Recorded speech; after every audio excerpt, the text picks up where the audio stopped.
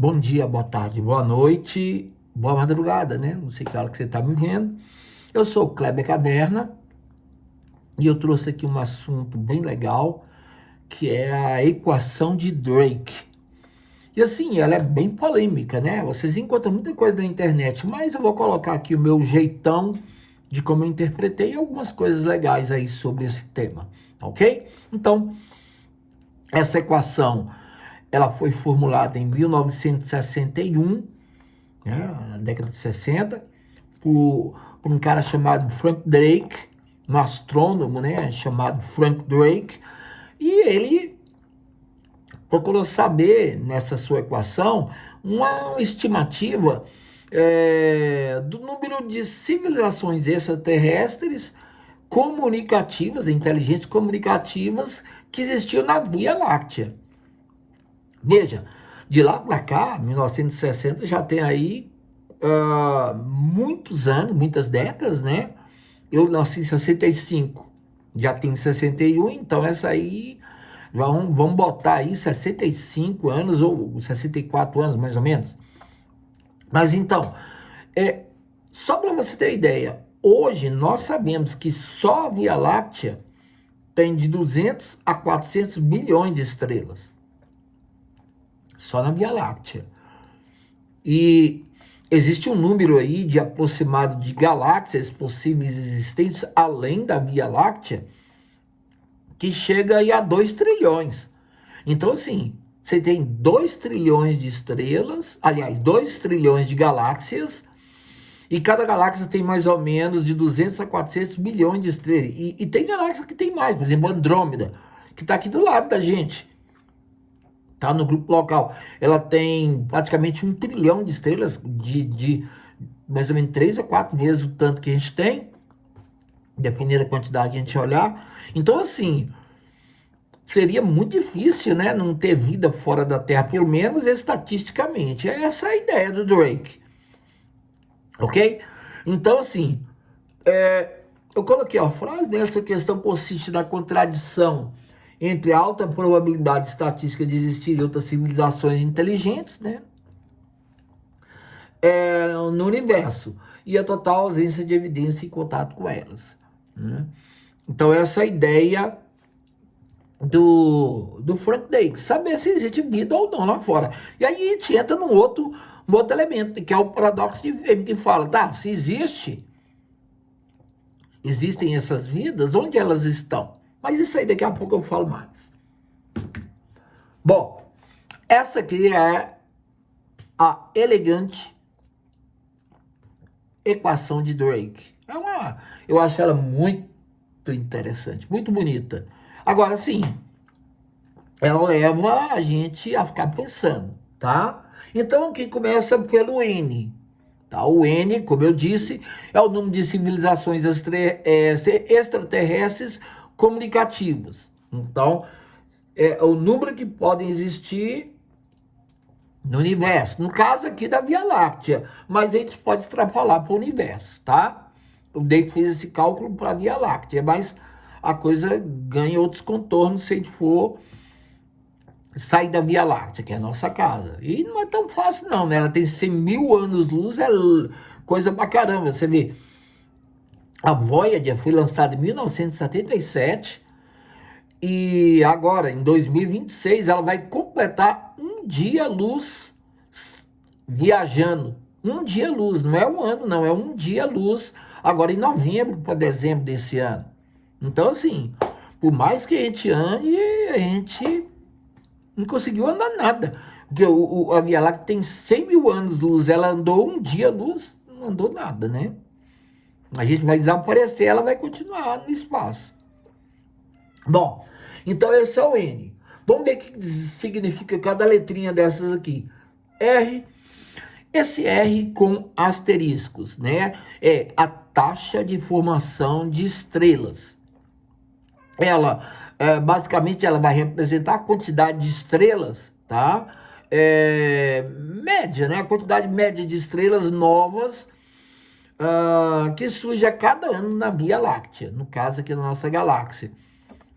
E que detalhe, que elas são adequadas para o desenvolvimento do sistema planetário. Porque nem toda estrela tem planeta. A maioria dos planetas, aliás, das estrelas, tem planeta, mas nem todos têm.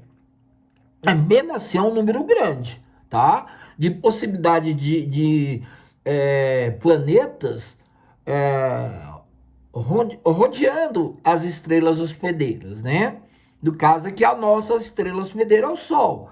E cada estrela que poderia ter na Via Láctea teria um sistema estelar, que a gente fala, né? Que compõe aí, no caso, de 200 a 400 bilhões de estrelas. Bom, o FP, tá? O FP é a fração de estrelas com planeta. Quer dizer, então assim, no universo pode ter estrelas com planeta. Agora ele já fala, não, agora eu vou olhar a fração de estrelas com planetas, aquelas que têm planetas. Eu não quero saber se tem vida ou não, eu quero saber se tem planeta. Então, basicamente é o que? É o percentual dessas estrelas que possuem, né, pelo menos um sistema planetário orbitando ao seu redor. Pelo menos um planeta. Vamos dizer, o nosso tem Mercúrio, Vênus, Terra, Marte, Júpiter, Saturno, Urano, Netuno, e ainda tem planetas anões, como por exemplo Plutão. Você vê, só na nossa estrela. Tem outras que podem ter mais, tem outras que podem ter menos, tá? É isso que ele está colocando. Depois do FP vem o NE. O NE são os planetas habitáveis por sistema. Agora ele já está dizendo o seguinte: não adianta ter só estrela. Agora eu quero saber se tem um local que é habitável. Na astronomia, a gente chama isso de zona Goldilocks ou zona Caixinhos Dourados. Em resumo, um local que não está nem próximo do Sol, que é muito quente, e nem está muito afastado, porque está muito frio. No caso da gente aqui é o Sol, mas vamos pensar na estrela. Se ela tiver planetas que estão muito próximos e não estão na zona Caixinhos Dourados, eles são muito quentes. E se ela tiver planetas que estão muito afastados, eles são muito frios. Então, assim, para as condições normais, tá, da vida, esse planeta realmente ele apresenta dificuldades. Agora, se ele apresenta essa zona Caixinhos Dourado, é o local que é ideal para surgir a vida. Não quer dizer que tenha vida, tá? Por exemplo, Marte está dentro da zona habitável, mas a gente até hoje nunca descobriu vida em Marte. Pode ser que no passado tenha tido, né? Então, basicamente, é o que a gente chama de zona Caixinhos Dourados. Em outra oportunidade eu explico melhor o que é essa zona Caixinha Dourada, mas em resumo é isso aí, tá? Então, planetas habitáveis por sistema, tá ok? Então, assim, o que esse planeta tem que ter? Ele tem que ter um número médio aí de planetas, tá? Desse sistema estelar, e que eles possuam condições que tenham adequação para a existência da água líquida, né? E no caso, temperaturas que não são nem muito extremas para o calor, nem muito extremas para o frio, que ela seja no meio termo, tá? Então, essa aí é a condição para abrigar a vida. Bom, o FL seria a fração onde a vida realmente surge. Você vê, o NE fala dos planetas que podiam ser habitáveis. Agora, esse aqui está dizendo o seguinte, ó, apesar de ter essa zona que é habitável, ainda tem que ter uma fração de vida que pode surgir nesse local. Vida realmente surge, né? Aí, de todos os planetas que te observar, eles têm que ter potencial habitável. A porcentagem daqueles em que a vida realmente ocorre, desenvolve. Então, essa é a ideia, tá, do FL. O FI já é mais longe ainda. Por quê? Ele está, além de ter o planeta essa vida, essa zona habitável, tarará, tarará, ele tem que desenvolver vida inteligente. O que eu quero dizer é o seguinte: ter um planeta que está na zona habitável, que tem condição de vida, não quer dizer que essa vida é inteligente. Uma bactéria não é inteligente, um fungo não é inteligente. Ele vive ali com o mínimo do mínimo. Agora, se essa civilização conseguir desenvolver inteligência, aí ela vai começar a pensar, vai conseguir fazer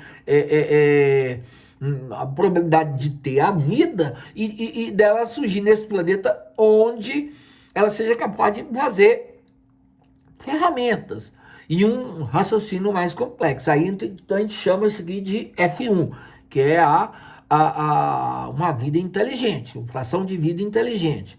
Mas veja bem, olha a FC. A FC diz respeito à fração de civilizações comunicativas. Aí ainda vai mais um pouquinho, porque não adianta ser só inteligente. Não adianta estar na zona que tem condições de vida, não adianta ter essas coisas todas, porque se ela for só inteligente, mas uma inteligência restrita, por exemplo, o homem da caverna, de certa forma, ele era muito mais inteligente, mas ele se resguardou ali naquela ferramenta mais simples, ele não tinha capacidade de comunicar com outros planetas, com outros sistemas. Agora, se a gente conseguir uma civilização que ela, além de ser inteligente, ela consegue ser comunicativa, aí ela entra no FC, que é o quê? O percentual dessas formas de vida inteligente, tá? Que podem chegar a desenvolver tecnologias bem mais avançadas que levam à comunicação, né? Que são capazes de enviar uma mensagem e, ao mesmo tempo, também detectar. Ela envia e ela detecta. Hoje, por exemplo, o nosso planeta já consegue enviar e já consegue detectar. Talvez a gente não detecte todos os tipos, porque talvez a gente não tenha tecnologia para ver outras formas de detecção. Mas, por exemplo, transmissões de rádio a gente já consegue perceber. Né? Então, é mais ou menos isso aí. Vai enviar ou detectar sinais no espaço. Tá? Então, aí eu dou um exemplo, a transmissão de rádio. Essa é a fração de civilização comunicativa. Aí nós chegamos no L, enfim, chegamos no L, que é o quê? Não adianta ter tudo isso, a gente tem que prestar atenção também no tempo de vida da civilização. Isso aí conta. Porque olha só, o tempo em anos com a civilização tecnológica, tá? No caso, avançada, comunicativa, ela continua emitindo um sinal que são detectáveis, ela vai emitir por um longo tempo. Tem que observar, então, se esses sinais detectáveis antes de entrar em colapso, tá? Se ela ser extinta ou parar de transmitir. Porque tem outra coisa. Por exemplo, hoje a gente está transmitindo mensagem, mas, por exemplo, as mensagens mais distantes que a gente tem é da primeira metade do século XX. Quer dizer que se um ET que esteja mais ou menos perto dela conseguir observar, ele vai escutar o quê? Ele vai escutar uma mensagem, sons, transmissões de rádios daquela época. Eles não estão vendo o que está acontecendo agora, porque o que está acontecendo agora está começando a viajar na velocidade da luz agora. Então, não deu tempo de chegar até eles. Você entendeu? Pode ser que uma civilização tenha emitido um sinal e essa civilização já desapareceu. O sinal dela está chegando a gente, mas ela já desapareceu. Ou o sinal que ela está transmitindo nem chegou ainda, por isso que a gente não detectou. Aí entra o paradoxo de Fermi, onde estão todos? Talvez o universo seja fervilhando de vida, mas as distâncias são tão grandes que as suas mensagens, suas, vamos dizer assim, localizações ou transmissões não consigam chegar ainda aqui na Terra, pelo menos para a gente ver. Talvez quando ela chegar a gente já nem exista mais, ou não. E também Dentro do paradoxo de Fermi é aquela ideia, né? Ou eles estão com medo que a gente saiba a posição deles, ou eles sabem a posição da gente e estão esperando para poder nos atacar, ou eles sabem a nossa posição, estão só nos observando. Aí entra o paradoxo de Fermi, a ideia da floresta negra, né? A proposta da floresta negra, será que eles estão com medo ou será que eles estão esperando para nos atacar? Ou então a hipótese do zoológico, eles estão nos olhando só, maravilhando ali e tal, aquela curiosidade extrema, mas não querem interferir, não vão interferir. Então aí, faça o seu raciocínio. É claro que isso daí, o Fermi acha um valor, tá? Aliás, o Fermi não, o Drake acha um valor. Ele faz as contas todinhas aqui, ele chega a um cálculo mais ou menos de 10 mil civilizações só na Via Láctea. Bom, os pessimistas, eles já dizem, não, 10 mil é muito, tem só uma. Pá, a gente vê os astrônomos e físicos que acham que só tem uma. A gente, por exemplo. Tá bom, então tá, só a gente na Via Láctea. Bom, mas existem 2 trilhões de galáxias, quer dizer que em cada galáxia, se tiver um, já são 2 trilhões. Sacou a lógica, a matemática? E o Carl Sagan, ele usou isso tudo e ele chegou ao veredito que, segundo ele, olha, o Carl Sagan é comedido, né? Ele coloca aí 1 milhão de possibilidades. E aí, com quem que você fica? Eu gosto do Carl Sagan, mas tem gente que acha que é só a gente mesmo.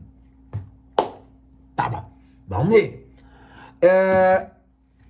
Então aqui tá a teoria de Drake. Eu comento o paradoxo, tá? O paradoxo de Fermi. E eu trabalho a ideia, e olha só como é que eu coloco. Por que ainda não encontramos alienígenas? Silêncio do universo, que é basicamente o paradoxo de Fermi. Então, quando você pega o paradoxo de Fermi e coloca ele nas ideias de Frank Drake, realmente é uma incógnita. Por isso que é uma coisa tão maravilhosa, né? A gente, não é porque a gente não viu que quer dizer que não tenha, tá? Isso é muito importante. Às vezes eu não vejo alguma coisa, mas ela tá lá. Você sabe que é assim. Tem muita coisa que a gente não vê, mas sabe que tá lá. Ok? Bom, vamos adiantar. Esse aqui é o endereço da Terra, tá? Terra tá dentro do Sistema Solar, que tá dentro da Via Láctea, que tá dentro do grupo local, que é a estrela maior, aliás, a galáxia maior é a de Andrômeda. A nossa é menor do que a de Andrômeda. A nossa tem 400 milhões de estrelas no máximo. A Andrômeda tem 1 trilhão. Então, se a nossa tiver de 200 a 400, Andrômeda tem 1 trilhão. Ela pode ter de 4 a 3 vezes a nossa população. Aliás, a nossa população de estrelas, né? A galáxia com o número de estrelas, até que deu certo. E o grupo local está dentro de um grupo maior chamado superaglomerado local. E o superaglomerado local está dentro do local total, que é o universo observável. Universo observável? Como é que é isso aí? Olha só, a galáxia de Andrômeda, ela está a 2,5 milhões de anos-luz da Terra, longe pra caramba. Mas ao mesmo tempo, aqui está a nossa galáxia, aqui deve estar Andrômeda. Ela está aqui, Ela está tão distante e ao mesmo tempo tão próxima. Ela é a mais próxima da gente. Aliás, ela está caminhando para se chocar com a nossa, tá? Mas vamos dar sequência. Olha só. Isso significa que a luz leva 2,5 milhões viajando pelo espaço para poder chegar até a nossa retina. Se você chegar e ver essa galáxia no céu, igual eu circulei aqui, eu coloquei aqui, eu peguei, o que você está vendo não é a galáxia de verdade. Você está vendo que ela foi há 2,5 milhões de anos atrás. O que ela é agora, a gente só vai saber daqui a 2,5 milhões de anos. Ou seja, nós mesmos acho que não vamos saber. Quando ela bater com o sistema solar, que ela juntar, aliás, que ela se juntar com a Via Láctea, nós talvez nem estejamos mais aqui. Vai ser um fenômeno maravilhoso. Agora, não vai ter muita coisa, não. De modo geral, não vai ter aquela ideia de bater nenhum no outro, catástrofe, não, né? Bom, aqui é a nossa Via Láctea. Você vê, ó, ela tem o quê? Ela tem, de um lado ao outro, 100 mil anos-luz. Você tem ideia? A Voyager foi lançada em 1977. Ela já chegou, passou os planetas internos da Via Láctea, passou pelo cinturão de Kuiper, né, ali onde está Plutão, e está caminhando para chegar na nuvem de Oort. Ela vai chegar daqui, o quê? 300 anos. E aí ela vai conseguir sair da nuvem de Oort daqui a 30 mil anos. E detalhe, até hoje, nós estamos em 2026, ela vai andar, né, ainda, até novembro para dezembro deste ano, 2026, ela vai andar um dia-luz. Você vê, essa galáxia de Andrômeda está 2,5 milhões de anos-luz. O que nós temos mais, né, foi mais longe, andou um dia, vai andar um único dia-luz. Então, assim, é complicado, né? É complicado. Nós estamos aqui no braço de Órion, mais ou menos 26 mil quilômetros do centro da nossa galáxia, tá? Essa posição do Sol, sistema solar. E aí eu coloco aqui. Esse aqui é um astrônomo chamado Adam Frank, tá? E ele coloca o seguinte questionamento: existe uma chance em 1 trilhão implica que, né, uma chance de 1 trilhão implica que aconteceu aqui da Terra com a humanidade, ocorreu de fato cerca de 10 milhões de outras vezes ao longo da história cósmica. Veja, isso aqui, ele está dizendo que uma chance em 1 trilhão implica que aconteceu aqui na Terra com a humanidade. Tá? Ocorreu de fato cerca de 10 milhões de outras vezes quando a gente faz essa analogia.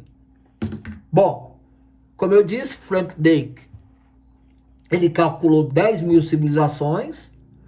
Os cientistas mais pessimistas chegaram à probabilidade de 1, né, na nossa galáxia. Então quer dizer que deve ter 2 trilhões, porque existem 2 trilhões de outras galáxias iguais à nossa.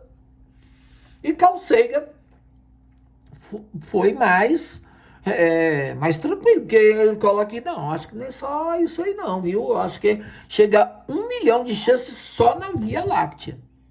Agora você imagina, não dá nem para multiplicar, porque o universo observável, agora voltando ao universo observável, ele tem, partindo de onde está a Terra, para um lado, para o outro, para o outro, para o outro, você tem 93 milhões, né? Somando de um lado ao outro é o diâmetro, do meio, do centro até as beiras, porque lá, se for, você vai contar o quê? Mais ou menos aí uns 46,5 bilhões de anos. Então, dando aí 93 bilhões. Esse é o universo observável. É aquele que a gente consegue ver que a luz chegou até a gente. Isso não quer dizer que só existe ele, não. É o que a gente conseguiu ver. Desde que o Big Bang ocorreu há 3,8 bilhões de atrás, ele está se expandindo. E hoje ele está em 93 bilhões, mais ou menos, tá? Bom, tá aí. Muita coisa, né, interessante para se discutir. E eu espero que tenham gostado. Meu nome é Kleber Caverna. Se você já é inscrito, bacana. Se não, se inscreva. Dê um tininho se gostou, eu agradeço. E compartilhe, mostre para os colegas. Veja a minha opinião aí, se você concorda com o que eu falei, ou quer acrescentar alguma coisa, ou então até discorda. Então, eu sou o Kleber Caverna e esse é meu site. Você vai me encontrar lá. Um abraço, um beijo e um queijo. Tchau, tchau.